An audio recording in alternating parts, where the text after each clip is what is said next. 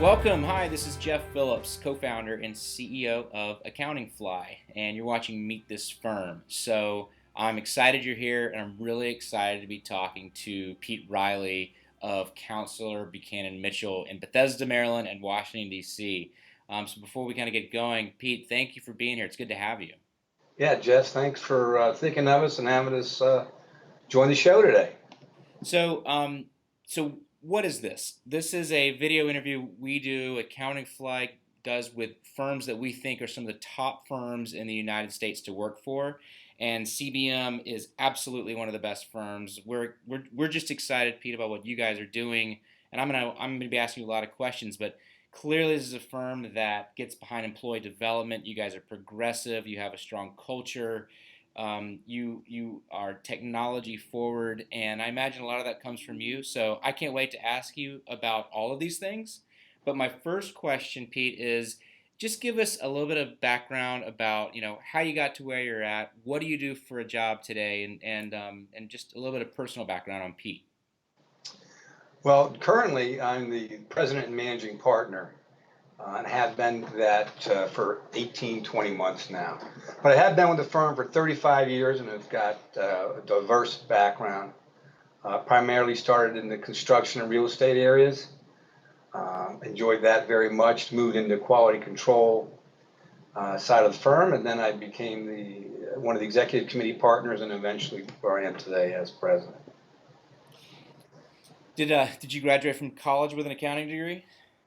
Yeah, Marquette University. We were the national champions in 1977. Al McGuire was the coach. It was a great time. Good school, and still enjoy going back from time to time. So, Counselor Buchanan Mitchell. So do you guys commonly refer to it as CBM, or is that off limits? I think our brand today is CBM. Our logo and what have you is it's more recognized today as CBM than Councilor Buchanan Mitchell, which wasn't the case when I joined, but that's how it is now. And that's what it is now. You've got offices in where exactly? We're at 1901 L Street in the district, DC, primarily serving our not-for-profit and professional services group. And then our Bethesda offices, which is the main office, which we do most of our processing, and our automobile dealership, construction, real estate, and high net worth individual practice is serviced out of Bethesda. Give us an idea of the size, Pete, of CBM from employees. We have 65 employees approximately, ranging from part-time professional service to part-time admin, full-time retired partners that are actually called contract partners or senior advisors.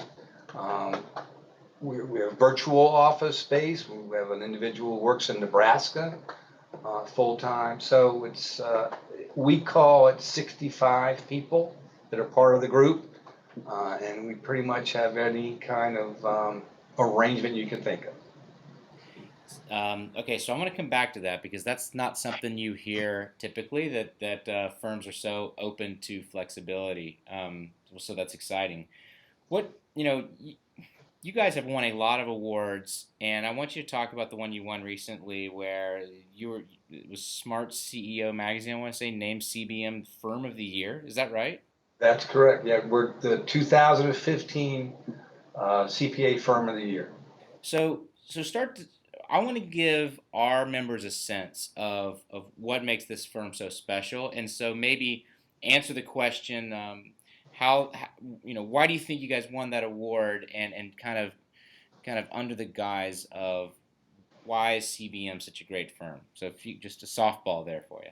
It is a great firm, and it's been a great firm for 95 years. So how we flew under the radar and suddenly we're being recognized is interesting, and I don't have the answer to that. We've been willing to change since the very beginning, and I think that willingness to embrace change, and there's been quite a few changes in both tax and audit side. It's really a key to our ability to move forward. You mentioned that we invest in the infrastructure. We have very latest technology when it comes to the telephone system we're using right now, as well as everyone's laptops and their ability to Wi-Fi from anywhere. So technology has always been important. Our willingness to change is very important. Our focus in the last perhaps 3 or 4 years is on the individual. Every new hire is assigned a mentor. They become part of Project ClearPath, which gives them a direction to follow. They meet with the mentor regularly. They have a personalized goal plan, both education-wise and their personal goals, should they be willing to share those with us. Lots of things going on, and it's exciting. So that program is called Project ClearPath, and how long have you been doing that? And are you what kind of results are you seeing from investing so much in mentoring hires? This is probably the 3rd year of pushing the mentoring program. This is the first, well, I guess we're into our 2nd year now of Project ClearPath, and I can't imagine us not having it. So well received. The crossover between, if you're in the tax department, your mentor's in the audit department. If you're in the automobile group, you're probably working with someone in nonprofit as your mentor. Gives you a chance to cross over, work with other people on your personal interests, and helping you align them with the firm's overall mission and goals. So this is a critical part, Pete, of keeping good people. And the one thing I keep hearing about CBM is that you are so focused on developing individuals. So obviously that's the case, and that's strong evidence that you guys are behind that. When a high performer starts at CBM, what do you guys do as far as like setting expectations? Do you kind of give them a clear career path and walk them through, this will happen if you achieve XYZ, or just like what's that like starting at CBM? Each position within the firm has a very detailed um, goal or responsibility that you need to be able to demonstrate you can perform in order to move to the next level. However, no 2 people are the same, and they're pretty extensive lists. So you may be good at these 5 things and not so good or that interested in these 5 things. So in each individual case, it's personalized. It doesn't mean if you haven't passed the CPA exam yet, that you cannot become a supervisor. It just means you haven't passed the CPA exam, but you're doing all these other things well. By investing in the individual, and this has been done since I've been with the firm. I'm the 5th managing partner in 95 years, and it's because they were willing to invest in me. Investing in an individual creates future leaders for the community and for the firm. And both of those are hand in hand. We are very involved in the community, which our firm is, our individuals are, and it works hand in hand, and that's how you have to do your investing in the individual today, I believe. And we've always believed that. Yeah, it's really exciting to hear the work you are doing there, and the fact there's a legacy of that happening at the firm is really exciting too. Um, Beyond mentoring and sort of that development, which is obviously huge. If you were talking to a candidate, some maybe a CPA who is evaluating between coming to CBM, a firm your size with around 65 staff, or working at a Big Four, can you weigh the pros of why they would want to do CBM over a Big Four? I think the individual has to make that decision. I've never worked for a Big Four. I've worked with a large construction company prior to coming here, but I've been here 35 years. For me, it makes sense. I know everyone's name in our offices and their wives or kids for the most part. To me, that's always been important. I've always been able to work on a large variety of clients, a number of clients. Doesn't mean that we don't have technical expertise like a Big Four, because we do invest in the education side of things as well. It just made the right fit for me to be able to deal with a number of different types of clients and It's not for everybody, but it's certainly it's more intimate, I believe, client centric, where your individual impact can be felt, at a sooner rate, perhaps. I think it's interesting that the type of work that you guys do. I mean, you're working with a lot of, you said, high net worth individuals, companies and corporations across a lot of industries, but it seems like you have some specialty and focuses that and I think that's important to get out because people might understand that there's interesting work to be had at mid-market firms and at CBM in particular. Yeah, well, and I think you're alluding to, our emphasis on niches. We're a significant player in the automobile industry niche. We have family-owned businesses up and down the seaboard that have made their wealth through owning automobile dealerships, and then you end up with real estate partnerships as well. Another significant niche we have is a not-for-profit, and both association and charitable giving organizations, we perform audits throughout the year.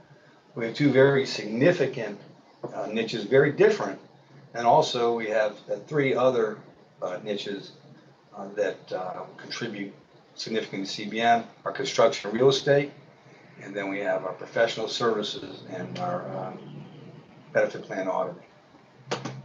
Pete, what's the culture like at CBM? How would you describe that? Fun at the moment. We have a happy hour at the DC office tonight.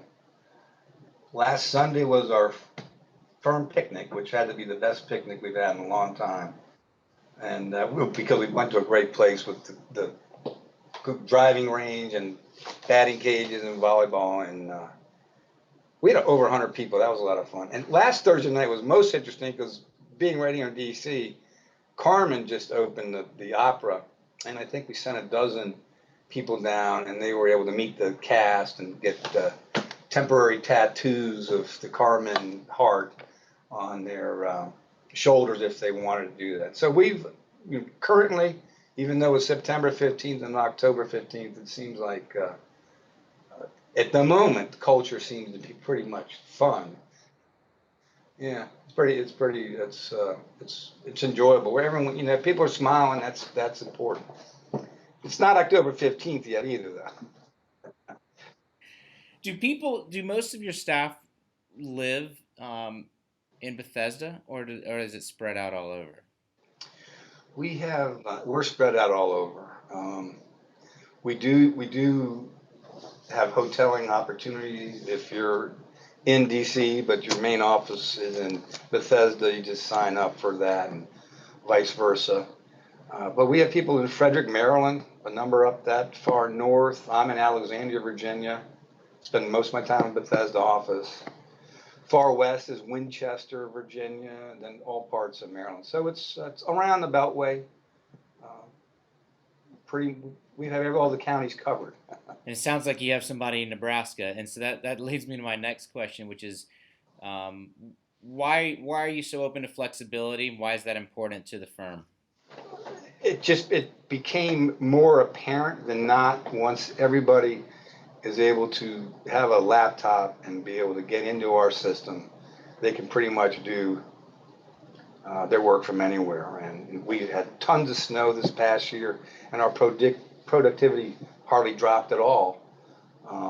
I think with the seventh snowstorm, we lost. People were getting tired of shoveling, so maybe it started to go down, but it went down for the right reason, and I don't blame everybody for maybe taking a break after another hour or two of snow shoveling. Well, Pete, I know CBM is hiring seniors on the audit side and the tax side. Are there any hot open jobs right now that you want to talk about? And if not, we can display them on after the video. But anything you're particularly looking to hire? I think a senior audit person, 3 to 5 years would be great right now. We are looking for 4 recently graduated or recently transitioning out of private industry to public. That is something we're interested in. But the 3 to 5 year audit person is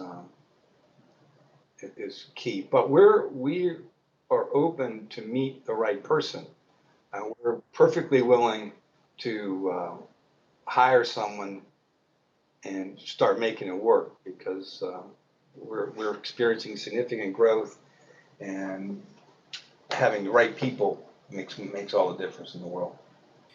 Yeah, but one thing I think is great about you guys is that you take this attitude of, look, if you're good, we'll talk to you. Yeah. You know, and even if you not necessarily have an open job right now because you guys are growing. You said so. You're looking for 4 folks to transition who are looking to transition from private to public. Did I understand that right? Or just out of Or school. out of school? Okay, great. It's something, just people want to get started, and we just hired someone who had a development company, but his passion is accounting, and so we met. Well, you have to start at the bottom, if for lack of a better term.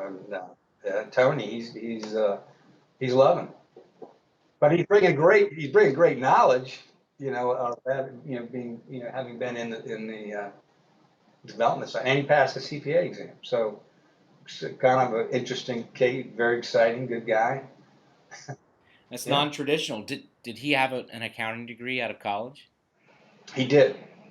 And then he did work in private for a while, and then started, buying homes and lots and building houses, and then decided to go back into accounting. If you were talking to a young CPA trying to figure out their career, and I'm curious, what one piece of job search or career advice would you give a young CPA right now? But be patient and do your due diligence, because when you're young, there's a tendency to jump around. At least your thought processes are changing all the time. And these are important decisions. These are your life, your career. You should make sure you're making the right thing the best way you can. Um, for an example, would be recently one of our senior managers went to work for one of our large, actually truck dealership group up and down the East Coast. Struggled with it, but working together with him, helping him with his contract, leaving the firm, was better than him just deciding to leave, and not, trust his partners that they could help him in making a decision, which all of us agreed we thought was the right decision. Hate to lose him, but it was, at least the door was, in his mind, open enough to be able to talk about something as critical as leaving the firm. So that was good. I mean, it still is good because now he's our boss. Another thing that's interesting to me is the lots of women who have children end up getting out of this profession. So we have, and we're not big enough to have an impact, but we are really trying to keep one individual is a supervisor in the firm, and she had just had her second child. But by keeping her engaged, using the systems, they're virtual now. When she decides to get back into the workplace full time, I hope she does. At least she'll have been connected through that process and not trying to start over. So you have to, each individual case, work out what's the best way to help them along and help us along and get things done. So, one bonus question here is a little bit of an editorial and a question, but I'm getting the sense that young CPAs or students are, well, if you look at the numbers, we're having more accounting students than ever before, but the number of people that stay and take the CPA exam is starting to decline. And I wonder if that's, I have some theories around that, maybe being a part of a losing of interest in public accounting firms. But I really believe what the actual situation is that a lot of public accounting firms haven't adapted and haven't done the things to attract young CPAs. I feel like you guys are ahead of this curve a great deal, but I'm just curious if you have any thoughts on this broader topic about, are we losing young people? Is it a cultural thing? Is it the hours? Like, what is it? And kind of where you fit in that debate? That's a great question. The number of interviews we've had over the summer, and we do lots of them. There is still a actual, not a perception, but reality that there are firms that are sweatshops. I mean, you're working 70, 80 hours during busy season, and it's got to become counterproductive at some point in time.